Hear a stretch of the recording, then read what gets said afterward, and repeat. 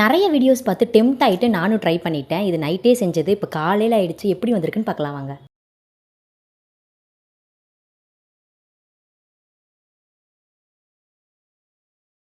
Watermelon ice cream இது எப்படி செஞ்சேன்ற video first பார்த்துட்டு வந்துடுங்க.